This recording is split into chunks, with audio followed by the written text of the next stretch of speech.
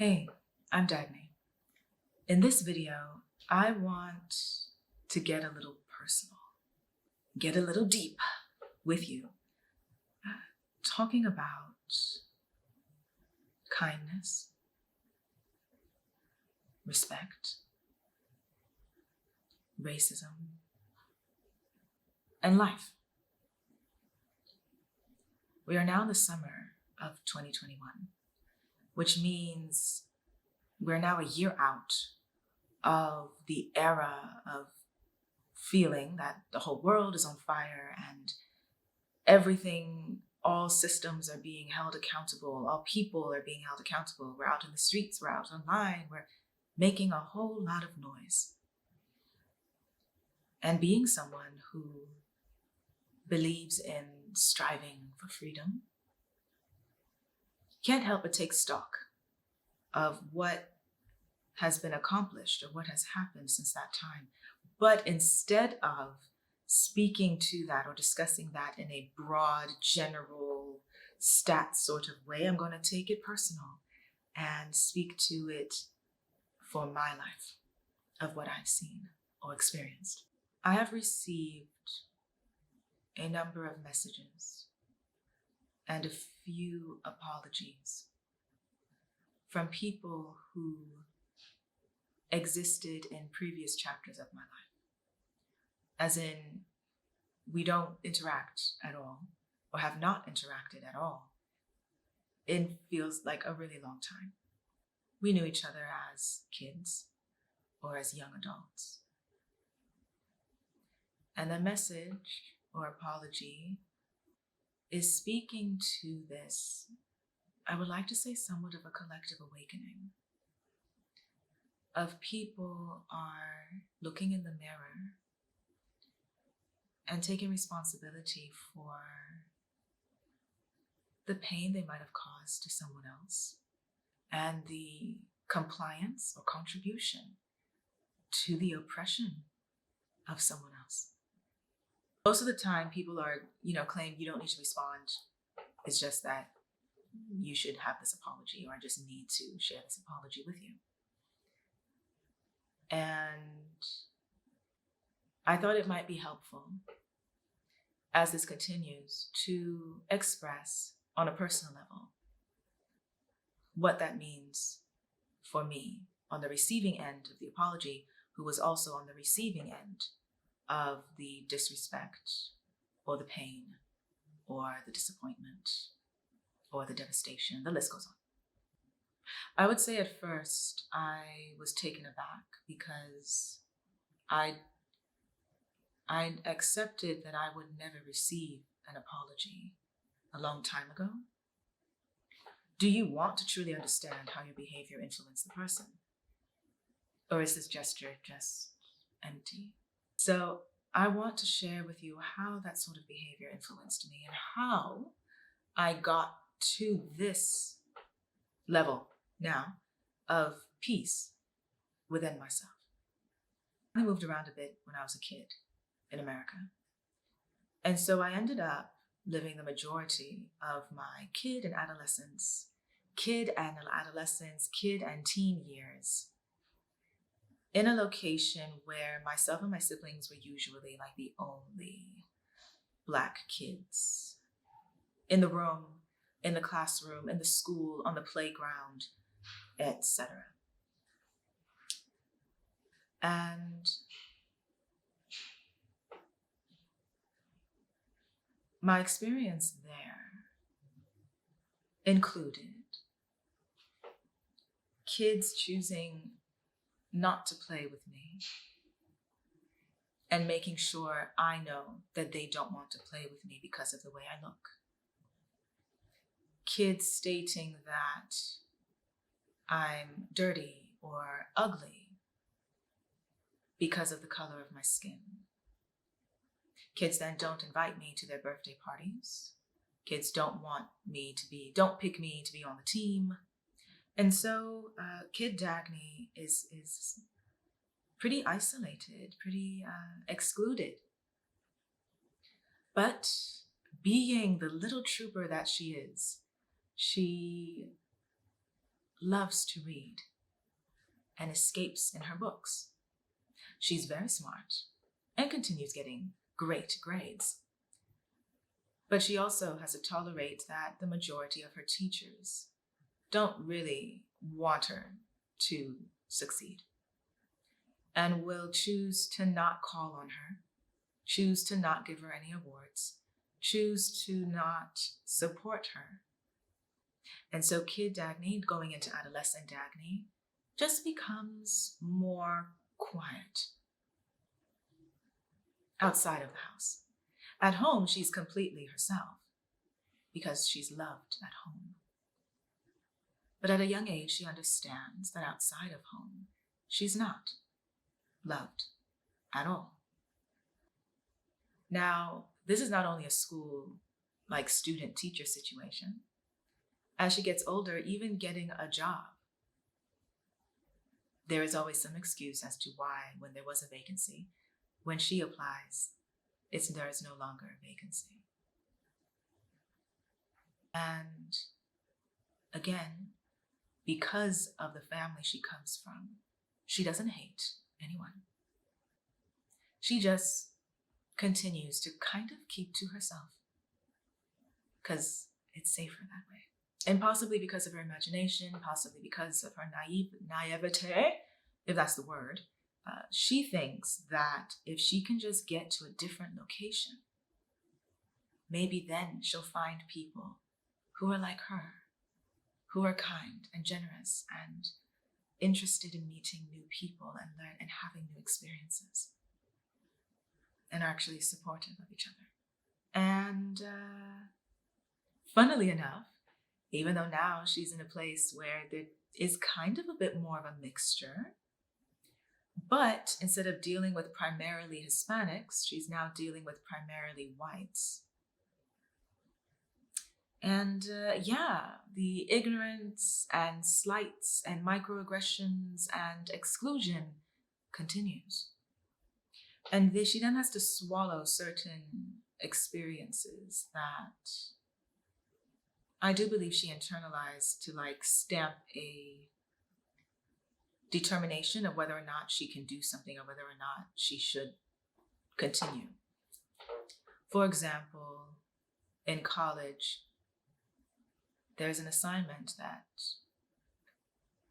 is due in class, and everyone had to read their assignment out loud. It was a written assignment, everyone had to read it out loud. And after each student reads, the professor will give the student straight up feedback. Well, you wrote it this way, you can do the story that way, you can add this, take away that, etc.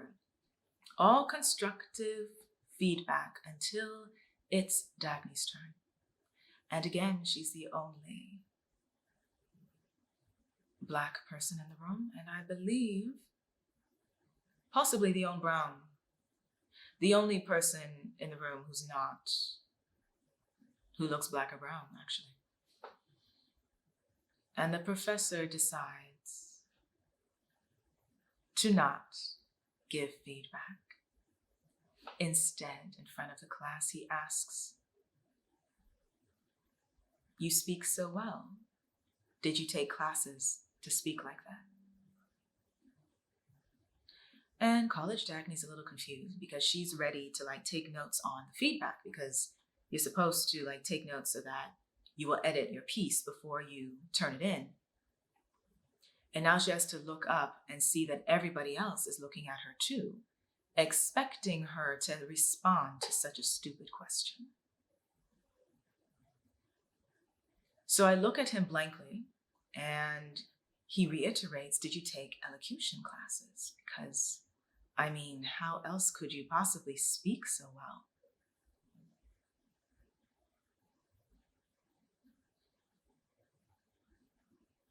And it was a very weird experience because on the one hand, Dagny really would like to burst out into tears because she's so angry that she has to swallow such an experience, that she has to tolerate such an experience. She also feels so alone in that room, even though it's full of people, but it's obviously that it's full of people who could care less about her. But then also she has to maintain her composure, because if she doesn't, they win.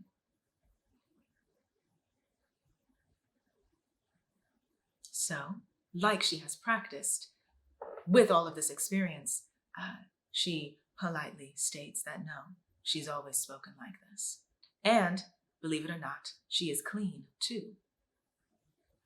A few people in the room muffle a chuckle or something, and the professor just looks at me as if he can't tell whether or not I've insulted him or that I don't know what I'm saying. And then we move on to the next student. So remember, Dagny did not get any feedback on her piece. She also was kind of insulted or dismissed in front of her entire class for just being in the class. Let's fast forward to another prime example. Now, and I'm speaking of myself in third person just because I'm telling you the story, right? But now let's fast forward to a time where now I'm in law school and I'm doing mock trial, which is where you are in a team of your classmates and you do a trial as if you are already practicing lawyers, and you have a file and you have to prepare and memorize stuff and then present it in front of a judge and all of that.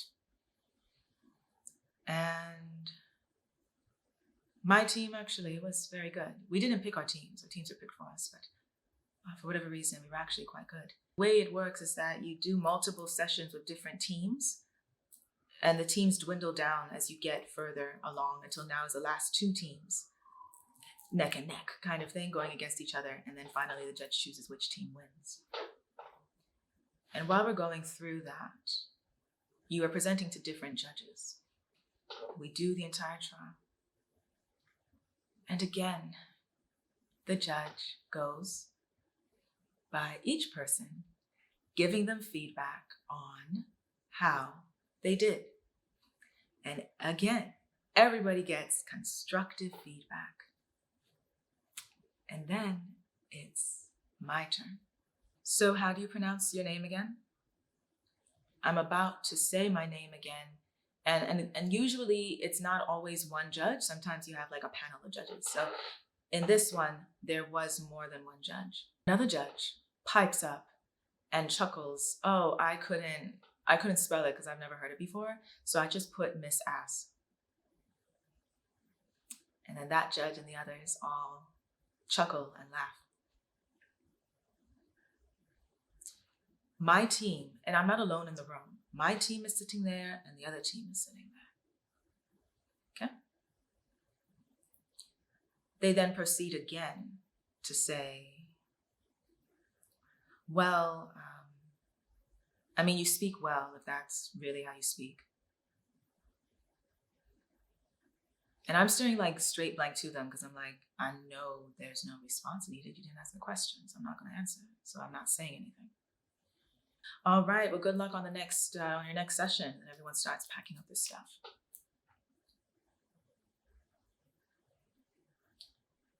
And when we're done, you're supposed to shake the hand of all the other team members from the opposite team. And I remember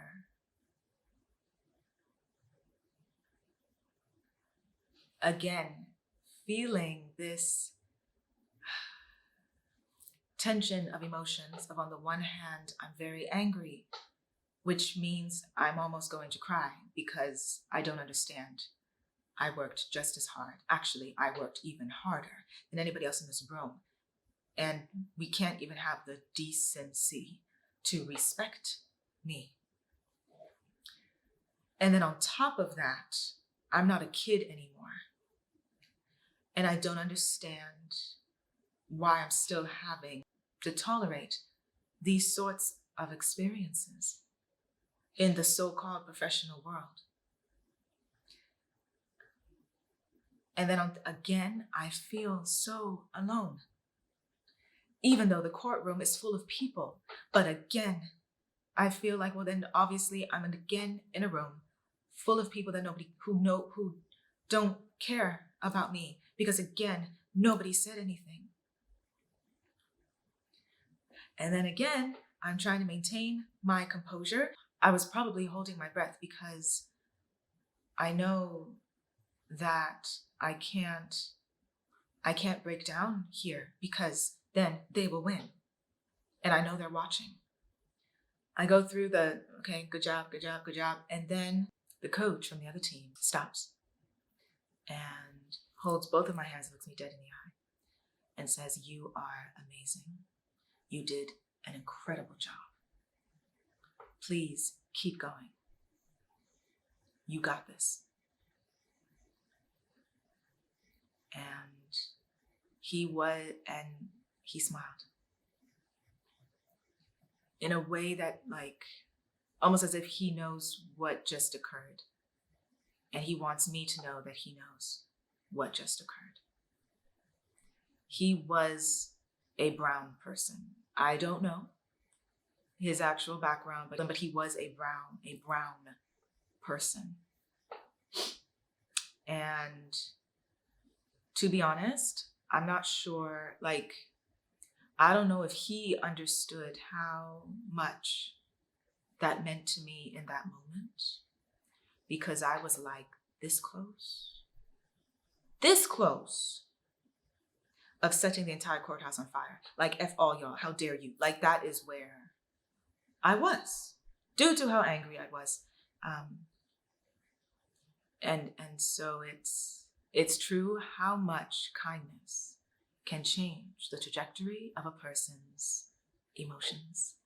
Actually, the pain is always here, but I no longer feel the need to lash out or seek revenge or, I don't know, join the Riddler in Gotham, and, or transform into a villain from Gotham because this happened to me. Like, no, it's like, it happened and you move on, because that's what we have to do, move on. Because as usual, all of these are done with no fingerprints. As usual, none of these things, none of these examples, none of these experiences are listed in your textbook version of what microaggressions are, of what racism is, of what Black people have to deal with in America. It's not. And so when people don't understand what you've been through, because to them, racism is having dogs set on you. Racism is being lynched. Racism is having the hose set on you. Racism is being thrown in jail. And if you haven't had any of those things, well, you can't claim you've had a problem. That's not how it works. So the fact that some of those people are waking up to understand that they've been part of the problem all this time, it's encouraging. First and foremost, it allowed me to give my inner child a hug, to reassure her that there was never anything wrong with her. She was not the problem. And all that time that she spent beating up on herself, she doesn't have to do that anymore. I don't understand why the majority of her life path has to include an endless amount of idiots that she has to continue healing from, that she has to routinely and continually heal from. But has always been worthy of love, regardless of how many people try to make her believe otherwise. Even though I would like to think that maybe all the noise that we made last year, this is part of the result, that people are checking themselves. Don't stop there. If you choose to go the route of you want to seek out the people you've wronged and apologize to them, that's okay.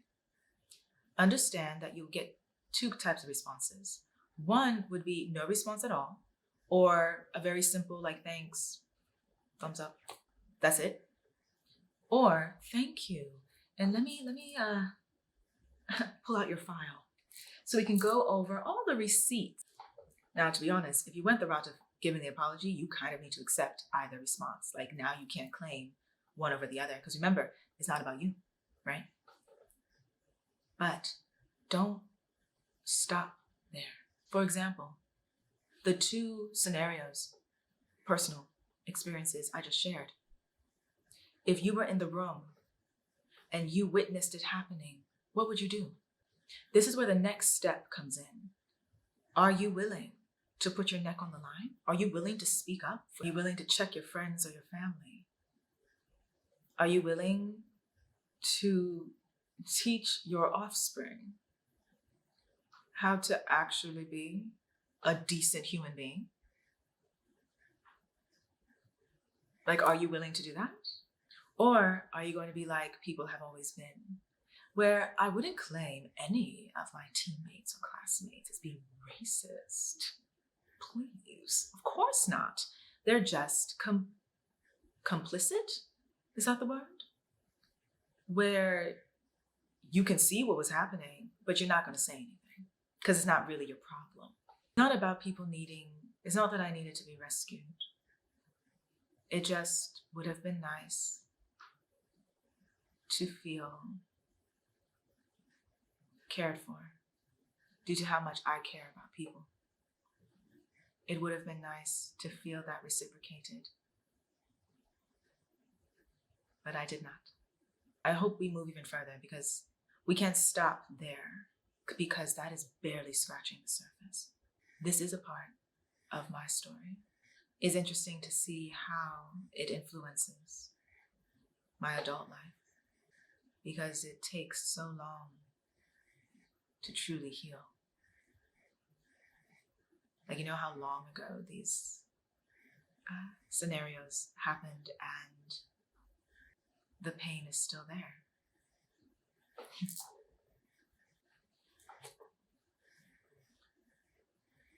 But it was so long ago, you should have gotten over it by now. I mean, they were just kids. What do they know? I mean, I'm sure there's a logical explanation as to why they bring up certain things. Of course. Of course. And for that mock trial deal, yeah, my team won. But was it worth it? Tolerating such a mean environment, is it truly worth it? Especially if you have an alternative. I'm encouraged that maybe we are finally, possibly starting to step in the right direction. But we still got a long way to go. Thank you so much for watching. Be safe. I'll see you next time.